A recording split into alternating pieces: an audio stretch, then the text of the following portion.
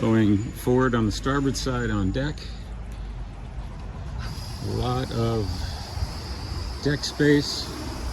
This is the forward cockpit. These cushions are brand new, never been used. They cost $4,000. We lost one of them overboard by accident and decided to get a whole new set. Here's a locker for sails, and there's sheets and guys for the spinnaker and dock lines, the two trampolines. On the port side, another huge locker. This one at the moment has fenders in it. All of the fenders have their own socks. One feature special to this Lagoon 450 is this bimini and sun lounge and custom wraparound stainless frame. It's the most popular spot on the boat for sunbathing when the bimini's down and reading or sleeping when the bimini's up. The forward cockpit gives you access to the Cummins Onan 11 kilowatt generator. This boat is 220 volt, 50 cycles.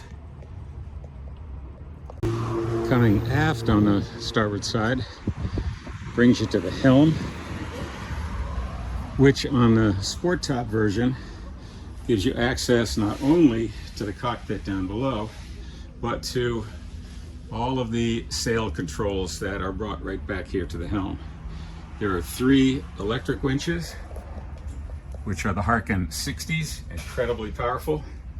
I've run custom jammers here for the spinnaker guys, so they have their own dedicated jammers. Instrument panel is here. Brooks and Gatehouse chart plotter and other instrumentation. Those are the Yanmar 57 horsepower controls on both sides. Chain counter here for the windlass. The quick windlass is brand new as of 2023. Interesting fact is, if you go into the trip calculator, you can see the trip that we did, 33,000 nautical miles at an average speed of 7.4 knots. If you know anything about the speed of Lagoon catamarans, you'll be very impressed with that number. We have 4 390 watt solar panels mounted on a custom stainless rack, which doubles as a surfboard carrier, toy carrier, and big Magma barbecue plumbed directly to the gas locker, so you don't have to deal with separate gas bottles for the barbecue. The tender lift was just serviced at the factory at Canet-en-Roussillon just prior to being hauled. On top of this, there's the dinghy, Highfield OM, Ocean Master 350, with a Honda BF40 and a roll bar for towing for wakeboarding. A much bigger and more capable dinghy than any other Lagoon 450 that I've seen. The dinghy itself with the engine was around 20,000 US dollars. The tender lift itself, including installation, was about 30,000 US dollars. Entering the cockpit, you find the custom teak table that we have, a seat which is an Arctic cooler to sit on. The winches are manual winches for the spinnaker or Code Zero. Up above, a fishing rod rack attached to the ceiling. This is a custom stainless towel rack that I designed and had built in France. There's a sun lounger on the starboard side here. Good place to hang lines. And this is the way up to the helm. Continuing up from the helm, go up these steps here, and you come right out onto the sun lounge area with the custom bimini and the coach roof and a 12-person Plastimo life raft. Walking forward from the cockpit into the salon, there's a few interesting features here, one of which being this giant television with surround sound. Another being this salon table, which, as you can see, has a cut down the middle of it. It's split in half, and it's on two hydraulic legs, so one can go up and one can go down. When both of them are down, these are the cushions that turn it into a huge bed in here. In the galley, there is a much better upgrade than the Eno oven and range that comes with the standard. This is a full-size oven as well as a 4-burner cooktop. This is a brand new microwave oven which has never been used, bought at a cost of €1,000. In terms of refrigeration, here's one fridge freezer in the galley, a second fridge freezer underneath here, outside in the cockpit. There's a cold plate inside this big chest, and at the sun lounger there's a drinks fridge, and one more that I actually forgot about for a second. Over here, a dedicated freezer. Coming down from the salon into the starboard hull, you go down the steps, turn right into the aft cabin. All of the cabins have reading lights on both sides. They have independent fans. They have USB chargers, as well as an outlet, and each cabin has its own air conditioning unit.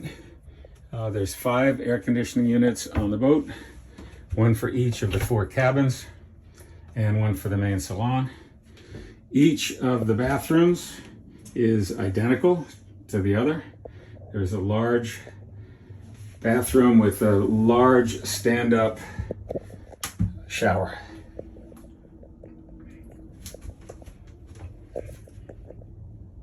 Moving forward on the starboard hull, we come to the forward starboard cabin. Also reading lights, fishing rod holder up here. Again, controls for air conditioning, outlets and USB outlets.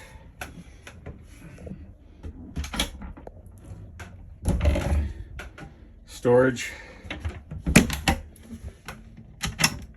more storage,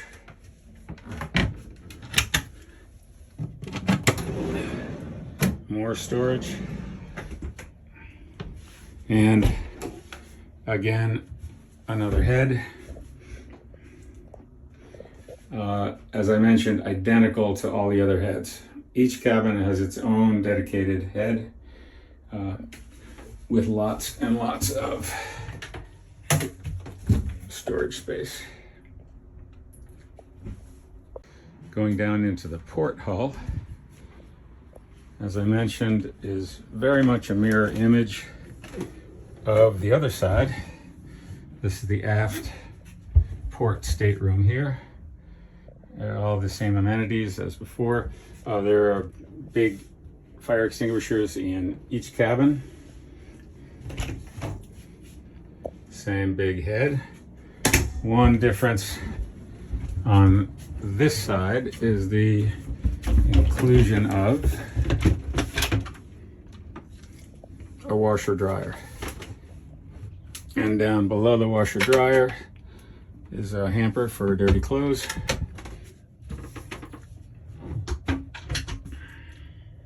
Instrumentation down below is an additional chart plotter, the VHF radio, along with a handheld VHF, the top of the line Fusion surround stereo. This is a Mastervolt EasyView 5 and Iridium Go. Just below the navigation desk is the control panel for the Cruise RO water maker, 30 gallons per hour. Forward under the floorboards in the port forward stateroom are the easily accessible filters and lift pump, and the membranes are also easily accessible underneath a panel that lifts up right here underneath the port forward bunk.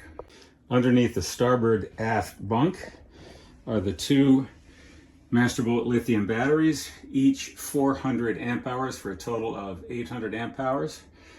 MPPT controllers also by Masterbolt, an entire Masterbolt lithium system paired with two Masterbolt Pro inverter chargers housed here for a lot of power options.